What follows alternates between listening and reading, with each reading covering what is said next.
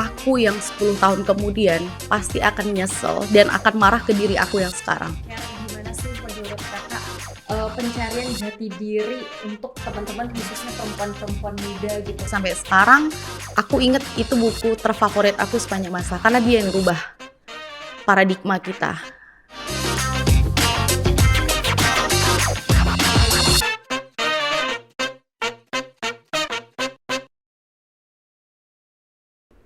Hai, selamat datang di YouCast. Balik lagi bersama aku Yoli, dan hari ini di YouCast untuk menemani weekend teman-teman semuanya, aku telah mengundang seorang wanita yang sangat-sangat inspiratif.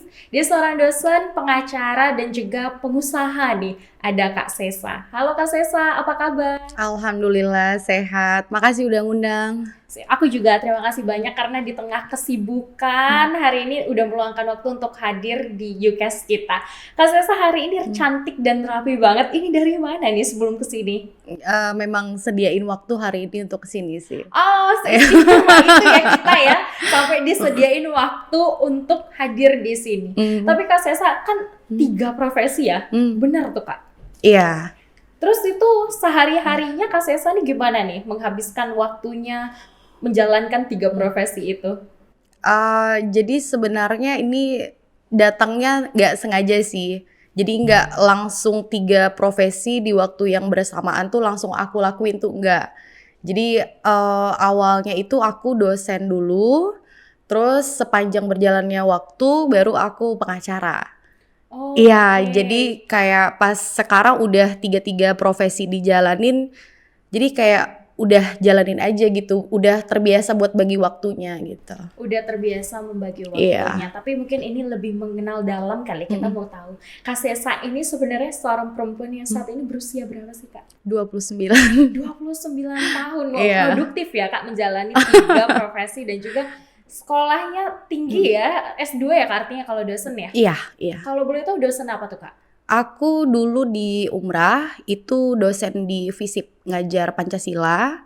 Terus kemarin itu di NU, itu ngajar filsafat, terus pengantar ilmu hukum dengan public relation. Public relation, Iya. artinya dosen hukum. Terus kalau usaha apa tuh?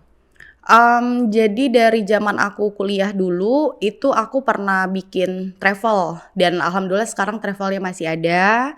Terus juga ada CV dan PT sih. CV dan PT, Iya, itu iya. apa tuh? Itu bergerak dalam bidang jasa. Bidang jasa? Iya, dalam bidang jasa kayak konsultan, pengadaan, yang begitu-gitu. Aku jadi penasaran gimana sih awal pertama kali Kak Sesa menjalani profesi. Kalau dosen mungkin karena emang lulusan hukum ya. Iya. Nah, tapi yang menjadi penasaran ini menjadi seorang pengacara dan juga pengusaha, apalagi kayaknya nggak related ya Kak. Iya. Buka travel agent tapi padahal lulusan hukum. Itu gimana tuh? Ya jadi kayak yang tadi aku bilang, semuanya kan nggak sengaja dan bukan dalam waktu yang bersamaan gitu. Nah kebetulan travel aku tuh dari sebelum aku lulus sarjana hukumnya, itu udah ada. Oh iya? Iya udah ada, jadi zaman aku dari kuliah dulu, aku udah bikin travel itu. Terus kebetulan aku lulus S2 dan memang mungkin passion ya ngajar gitu. Kebetulan juga jadi dosen. Terus seiring berjalannya waktu karena ngelihat teman-teman pengacara, teman-teman pengadilan gitu kan, kayak yang seru gitu. Makanya aku ikutin daftar pengacara. Barulah sampai sekarang. Karena seru terus akhirnya ikut teman. Iya, aku Nah, ngelihat kayak seru gitu. oke ya. Seru. Tapi kenapa kemarin pada saat itu milih bisnis travel agency gitu tuh kenapa tuh? Itu juga karena kebetulan. Jadi ada lagi promo, kita daftar di sana agensinya. Kebetulan lagi promo, ya udah aku daftarin, terus aku ulik-ulik sendiri sistemnya seperti apa. Kebetulan tapi akhirnya jalan sampai sekarang. Nah, kalau menurut Kak Sesa sendiri sebenarnya menjalankan sebuah profesi nih, itu tuh harus berdasarkan passion, kesempatan, atau mungkin apa? Mungkin kalau bicara aku yang dulu ya, yang masih muda banget gitu, itu aku mikirnya, oh ya udah deh, aku kejar sesuatu yang ngikutin nurani aku, ngejar sesuatu yang bikin aku suka, passion lah let's say kayak gitu kan sekarang. Cuman kalau aku inget-inget lagi sih ya, kenapa bisa sampai di titik ini, ya karena bukan passion yang sebenarnya aku kejar, tapi Serius? kesempatan. Iya, Kesempatan. iya. Jadi once kesempatan itu aku lihat ada, datang dan aku pikir aku bisa nih handle, akhirnya I take that. Oke. Dan seiring berjalannya waktu, aku menemukan passion aku ternyata. Apa? Bahwa aku suka teaching, that's why aku jadi dosen, milih buat ambil dosen gitu. Jadi untuk memilih sebuah profesi itu artinya adik-adik perempuan dengarkanlah Kak Sesa, itu adalah kesempatan bukan tentang passion. Emangnya kalau pada saat Sesa kecil membayangkan akan menjadi apa? Honestly dulu aku nggak ada cita-cita.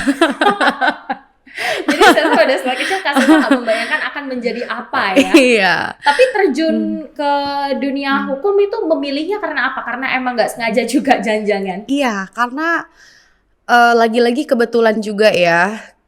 Itu dari program ELC dulu, ELC yang di TV One. Ya, Itu Indonesia Lawyers Club. Ya, itu kan dulu tuh seminggu sekali ya sering nampil di TV, terus kayak orang tuh hype banget buat nonton itu kan. Jadi aku salah satu dari orang-orang yang hype nonton itu. Terus aku melihat mereka tuh discuss, argue, terus kayak yang seneng aja gitu, masuk di akal. Akhirnya di situ aku kayak semakin tertarik sama dunia hukum, karena kan hukum itu relate banget sama dunia politik gitu. Oh, berarti suka politik? Enggak juga, tapi suka dengan hal-hal berbau politik aja secara teoritikal ya. Karena tidak bisa dipungkiri menurut aku hukum itu related banget sama politik. Oke, jadi gunakanlah TV itu untuk menonton tayangan yang berkualitas. Contohnya Kak Sesa sekarang jadi pengacara ya, ngambilnya hukum. S1 dulu di mana, Kak? S1 aku dulu di Bandung, S2-nya di Batam. Oh, S1-nya di Bandung, S2-nya di Batam. Nah, Kak, sebenarnya menjadi seorang wanita yang berpendidikan, lalu bisa dikatakan Kak Sesa ini adalah wanita yang berkualitas loh. Luar biasa sekali. Amin, insya Nah, Allah. ini kan pasti nggak jauh dari dukungan orang tua tentunya ya. Itu gimana, Kak? Selain orang tua, siapa sih yang sebenarnya menginspirasi Kak Sesa sampai ada di titik ini?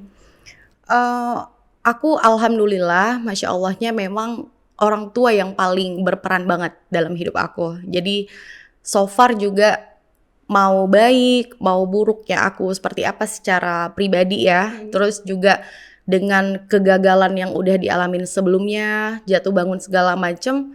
So far aku lihat hanya orang tua yang betul-betul support aku. Tapi yang menginspirasi Kak Sesa siapa, Kak? Papa aku. Oh ya? Iya, papa Emang aku. papa di mata Kak Sesa itu seperti apa sih? Karena aku ngelihat papa aku itu sosok yang hatinya tuh lembut, tapi di luarnya itu tegas gitu, firm. Dia bisa logik ngelihat sesuatu itu nggak secara emosional. Dan satu hal yang paling menginspirasi aku dari papa aku itu suka baca buku. Oh ya? Iya, itu suka. Jadi dari dulu itu kita ngelihat papa aku tuh mau kita lagi nonton TV kek, mau kita habis makan kan enaknya tiduran ya. Kalau dia tuh duduk baca buku. Jadi kayak makin lama ngeliatin kayak gitu tuh udah ngikutin gitu jadinya. Oke, jadi memang baca buku itu adalah kesukaan papanya Kak Sesa, Iya. dan itu menginspirasi Kak Sesa ya. Iya. Buku yang Kak Sesa suka apa? Sebenarnya dulu itu saat masih remaja ya, itu kan aku dulu belum pernah ada buku yang aku suka gitu. Dan aku tuh dulu nggak suka baca, jadi mulai suka baca itu waktu udah agak gede dikit lah ya, pas udah kuliah. Buku yang masih aku ingat sampai sekarang, itu bukunya aku pinjam nggak beli, waktu itu di perpustakaan, judulnya Masa Muda Hanya Sekali. Masa Muda Hanya Sekali. Iya, dan buku itu yang dari dulu sampai sekarang aku inget itu buku terfavorit aku sepanjang masa karena dia yang rubah paradigma kita. Emang dulunya tuh gimana tuh Kak maksudnya? Jadi walaupun kita terinspirasi dari papa ya, terutama untuk ngebaca dan segala macem, tapi kita nggak yang excited banget gitu loh, kayak istilah orang tuh bookworm kan, kutu buku gitu. Nah, sampailah aku nggak sengaja ketemu buku itu di perpustakaan, itu juga buku pertama yang benar-benar aku suka. Itu judulnya Masa Muda Cuman Sekali, ya itu sih yang merubah paradigma bahwa jangan sia-siakan masa muda. Orang sering beranggapan kita muda cuman sekali, yaudah abisin aja deh, keburu kita tua gitu. Tapi dari buku itu tuh aku belajar karena masa muda ini cuman sekali, maka manfaatkanlah sebenar-benarnya. Itu yang ngubah paradigma itu jadi lebih produktif, lebih sayang untuk buang waktu gitu. Nah, Kak Sesa sendiri nih Kak, sebenarnya ada nggak sih Kak mungkin tantangan yang Kak Sesa hadapi? Tentu pasti ada ya. Iya. Itu gimana tuh Kak? Dari mulai Kak Sesa menghadapinya, lalu tantangan yang hadir itu seperti apa? Nggak bisa dipungkiri ya, kalau misalnya setiap kali ada tantangan yang hadir, kalau misalnya itu tantangannya nggak pernah terjadi sebelumnya, pasti aku bakal freak out, bakal yang panik, emosional dan segala macam, itu nggak bisa dipungkiri. Tapi setelah aku udah selesai sama paniknya aku, emosionalnya aku saat tantangan itu ada, aku take time untuk ya udah, it's done gitu. Itu udah selesai gitu. Waktunya aku ya udah, it is what it is, gak bisa dirubah lagi. Itu yang terjadi. Lalu kemudian cari solusinya bagusnya seperti apa. Karena aku rasa kalau aku berhadapan sama tantangan saat itu dan aku maksa diri aku untuk cari solusi di saat yang sama juga, bakal irasional solusi yang aku ambil. Jadi aku selalu ada tantangan, ada masalah, ya it's okay, aku emosional, freak out, panik dan segala macam, tapi ada batasannya. Saat aku rasa aku udah gak emosional lagi, baru aku berpikir jernih, oh ini loh solusinya gitu. Oke, jadi contohnya tuh Kak, contohnya ketika masalah apa yang pernah datang dan terus Kak Sesanya tuh panik, apa tuh? Jadi biasa kita dalam kegiatan sehari-hari ya, mau bentuknya apapun itu kan kita pasti bikin plan. Dan kita udah siapin plan A, plan B, tapi ternyata plan A yang udah maksimal pun gak berhasil, di luar ekspektasi. Kemudian kita udah siapin plan B, ternyata plan B juga gak sesuai ekspektasi. Kan sering tuh kayak begitu kan. Jadi akhirnya ujung-ujungnya kita kesel apa dan segala macem gitu. Tapi kalau misalnya udah seperti itu ya it is what it is, gak bisa berubah lagi. Jadi kalau memang misalnya aku udah siapin plan A, plan B, ternyata gak sesuai, ya udah, mau gimana lagi kan? Jadi siapin solusi yang baru gitu loh. Oke, jadi setiap masalah atau setiap hal yang pengen kita capai tentunya pasti ada tantangan dan berpikir jernih itu menjadi solusi ya Kak? Yes, dan aku gak pernah maksain diri aku untuk dapetin solusi saat itu juga. Oh gitu? Yes, jadi kalau misalnya aku berhadapan sama masalah pun, tantangan gitu kan, ya udah aku mau panik saat itu, aku mau emosional saat itu ya sudah. Tapi kalau itu sudah selesai, waktunya kita cari solusi nih. Jadi lebih ke suges diri sendiri sih gitu. Kontrol diri sendiri. Tapi menurut Kak Sesa sendiri semua masalah harus diselesaikan atau masalah tuh ada yang bisa selesai sendiri? Kalau bagi aku ya, kalau bagi aku sih pengalaman pribadi, aku rasa ada beberapa masalah yang memang di luar kendalinya kita. Jadi aku sering ngalamin hal-hal yang saat itu aku mengutuk banget hal itu. Kenapa hal itu harus terjadi dan segala macam. Dan aku ngerasa ini gak ada solusinya sama sekali. Kita beberapa kali pernah ngadepin hal seperti itu. Tapi akhirnya setelah kita let it go, ya memang kita udah gak bisa rubah lagi. Kemudian berjalan seiringnya waktu kita baru tahu, oh ternyata itu ada hikmahnya. Dan aku beberapa kali ngadepin hal seperti itu. Jadi aku rasa ada masalah yang memang masih di dalam kontrol aku dan ada yang di luar kendali aku. Most important, masalah-masalah atau potensi masalah yang akan aku hadapin, ya udah aku udah siapin solusinya gitu. Tapi kalau di luar itu it's okay. Di usia berapa tuh Kak Sesa mulai menyadari bahwa ada masalah yang bisa kita selesaikan, tapi ada masalah yang hadir di luar kendali kita? Dan itu nggak perlu kita pikirin gitu. Kayaknya baru-baru 2-3 tahun belakangan sih ya. Oh ya? Pantes ya, pantes kalau sekarang tuh aku di usia 22 tahun tuh Kak, masih suka bingung banget, kok tiba-tiba ada kayak gini ya, terus kenapa ngerasa kayak panic attack gitu, kena serangan panik, ini aku harus gimana, terus aku ngerasa kayak segala hal tuh bisa aku selesaikan padahal enggak, dan ujung-ujungnya semuanya jadi berantakan dan tidak produktif. Jadi ini kan ada obrolan perbedaan usia ya. Nah, jadi kan sebenarnya aku juga pengen tahu sih gimana sih caranya biar menjadi seorang tadi ya hidup cuma sekali dan manfaatkanlah masa muda. Kalau Kak Sesa sendiri memanfaatkan masa muda itu gimana? Jadi bagi aku waktu yang aku milikin itu kalau misalnya aku sia-siain begitu aja, aku yang 10 tahun kemudian pasti akan nyesel dan akan marah ke diri aku yang sekarang. Itu yang aku lihat. Jadi kayak aku lihat kalau untuk aku terlalu wasting time dengan masa yang sekarang tuh udah yang rugi banget gitu loh. Jadi aku lebih ke self control kali ya. Jadi kita kayak mikirin dampaknya di kita 5-10 tahun kemudian, kita siap gak sih untuk terima dampak itu? Kalau kita gak melakukan ini sekarang gitu. Jadi kayak lebih ke forcing diri sendiri, paksa diri sendiri, ya mau gak mau. Daripada nanti 5-10 tahun kemudian seperti ini emang mau, gitu loh. Jadi kayak self-talking gitu. Oh, jadi memanfaatkan masa muda dengan ketika mau melakukan hal yang buruk, pikirkanlah dampaknya. Artinya nih, berarti kan Kak Sesa nggak mau menyesal di kemudian hari. Tapi Kak, di usia sekarang pernah nggak sih nyesel melakukan sesuatu, terus seharusnya nih Kakak ngomong ke diri sendiri, harusnya kita di Sesa muda tuh nggak kayak gini loh sekarang. Itu ada nggak? Yes, banyak. Oh iya, serius? Salah satunya apa Kak? Apa ya?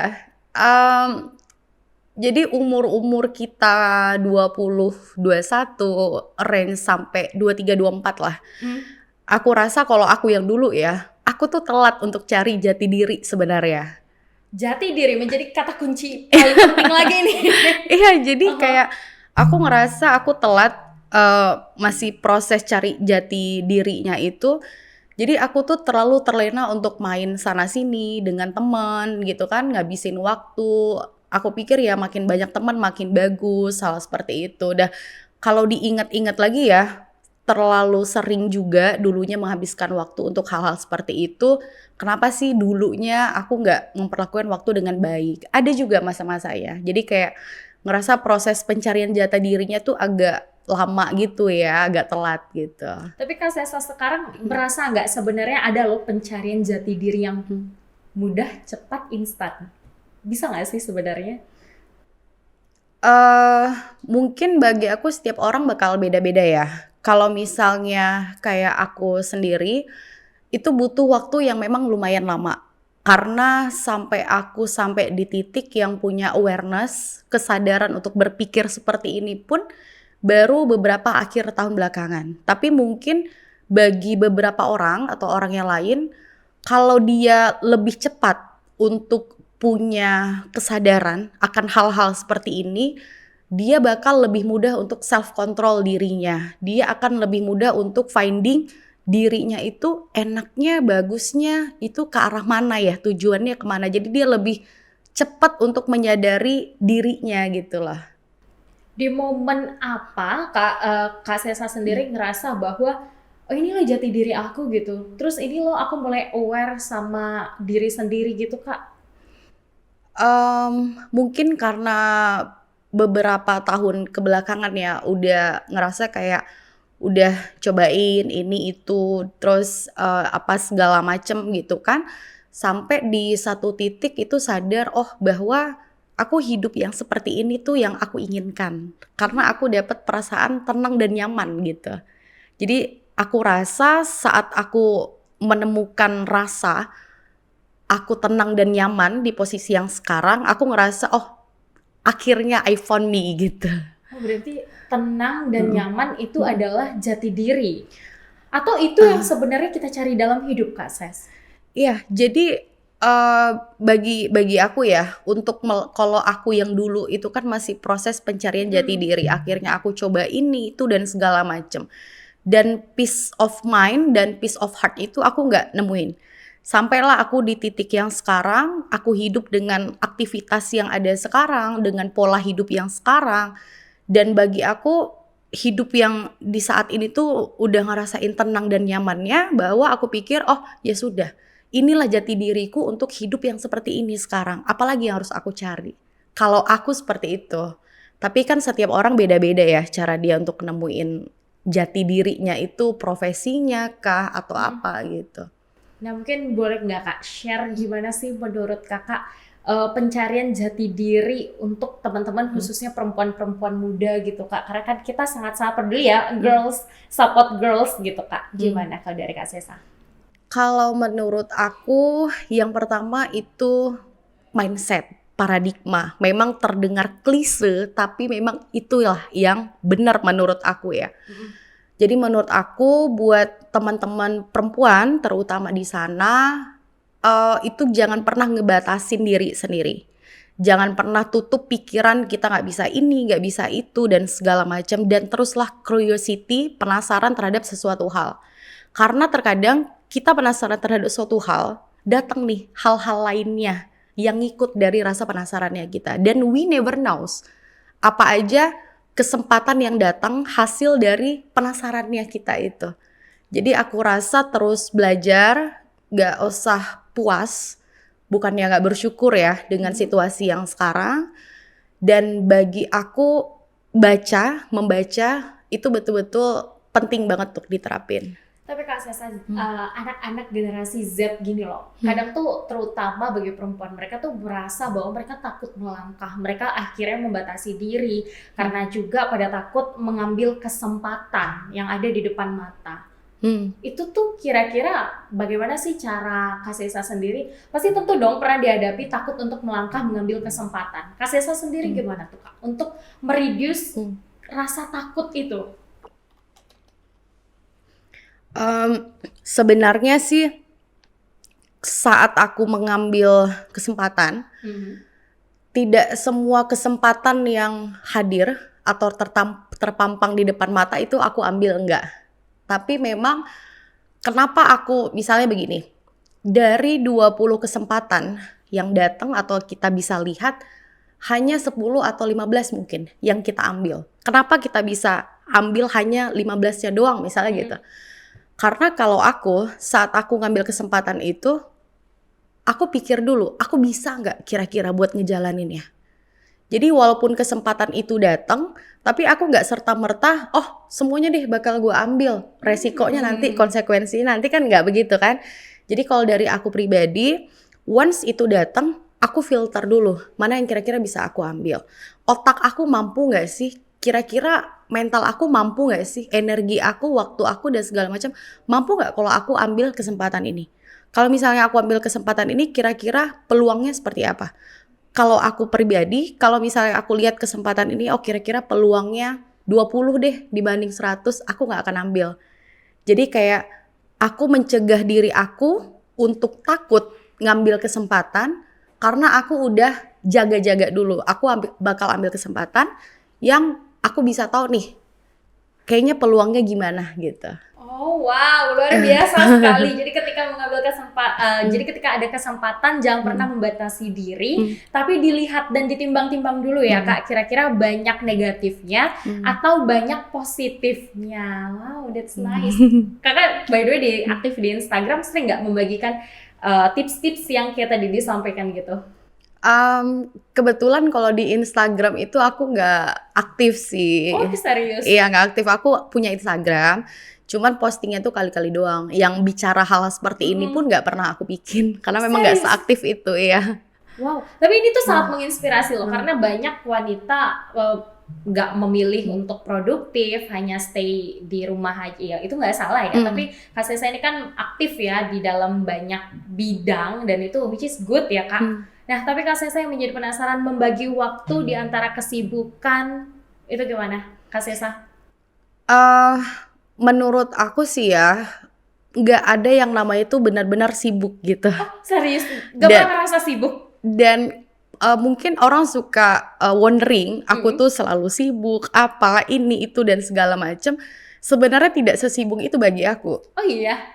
Iya, jadi bisa? Kayak aku juga ngerasa aku bukan orang yang sibuk gitu, enggak. Jadi kayak aku rasa hal produktif itu tidak melulu dengan aku selalu pergi ke sana kemari, menghadiri apa, atau lagi ngapain. Bagi aku itu bukan produktif bagi aku. Jadi kayak aku pikir yang namanya produktif itu saat aku betul-betul aku lagi ada kerjaan, aku lagi ada tugas, betul aku full concentrate, aku selesaikan.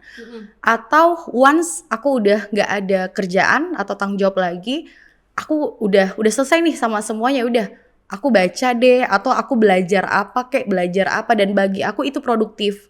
Jadi kayak bagi aku sih nggak ada yang namanya sibuk sih, cuman jadi kayak gimana ya? Karena bagi aku tidak sibuk dan tidak sesibuk itu, Dan gak ada masalah sih untuk bagi waktu itu, paling aku harus menetapkan prioritasnya aja gitu. Kalau untuk saat ini apa yang menjadi prioritas utama dari Kak Sesa sendiri? Kalau untuk menjalani sehari-harinya ya, termasuk sekarang, jelas yang terutama itu prioritas selesaikan tanggung jawab. Misal ada kerjaan yang harus dikerjakan dan segala macam. Once itu semua udah selesai, prioritas aku tetap di belajar. Belajar, masih belajar ya Kak? Wow, rajin sekali, luar biasa. Ya, maksud aku belajar kan bukan yang kita terus ngerasa kita udah gimana tuh kita udah nggak butuh. Kadang kita ini kan sering lupa ya sama hal-hal yang kita udah tahu tapi udah kita nggak pernah sentuh lagi, kita lupa gitu loh. Nah jadi bagi aku prioritas itu tuh 2 itu aja. Jadi once kerjaan, tanggung jawab semua udah selesai, aku belajar atau aku baca karena itu demi kebaikan aku sendiri, demi kerjaan-kerjaan itu sendiri, begitu aja. Tapi kalau semuanya udah selesai, ya udah tinggal aku tidur apa gitu. Oh, jadi jangan pernah berhenti untuk belajar ya Kak. Jadi masih aktif belajar juga sampai sekarang, dan juga kayaknya saking cintanya ini ya sama pekerjaan sampai ngerasa nggak pernah sibuk. Itu kali ya alasannya ya Kak Sesa ya? Iya, mungkin kayak sok sibuk aja gitu. Kalau misalnya ngeklaim diri sibuk, karena ya aku nggak sibuk gitu, nggak sesibuk itu. Nggak sesibuk itu ya. Jadi memang waktu-waktu Kak Sesa itu banyak. Jadi tolong Kak Sesa nggak pernah sibuk, silahkan dah. Tapi Kak, di usia sekarang merasa semua pencapaian yang diinginkan udah tercapai belum? Masih ada yang belum tercapai ya. Tapi kalau dari capaiannya sekarang, menurut Kak Sesa, pencapaian apa yang paling besar pernah Kak Sesa capai? Apa ya? Kalau aku sih nggak pernah mikir itu sebelumnya ya. Jadi butuh text time ya. Jadi kayak bagi aku sih hal-hal yang sampai detik sekarang pun aku juga lupa apa hal yang betul-betul aku remind banget pencapaian aku tuh. Tapi bagi aku sih satu aja sih, kayak aku lebih seneng hidup di posisi aku yang sekarang. Karena kayak mungkin lebih kepikiran dan mental ya. Jadi bagi aku pencapaian aku ngerasa untuk kontrol diri dan kontrol emosi, aku yang dulu dan aku yang sekarang itu aku udah better. Jadi aku ngerasa pencapaian aku tuh lebih ke personal sih, bukan karya gitu. Jadi memang pencapaian sejauh ini menurut Kakak tuh adalah itu bagian dari pendewasaan, bukan sih Kak? Yes.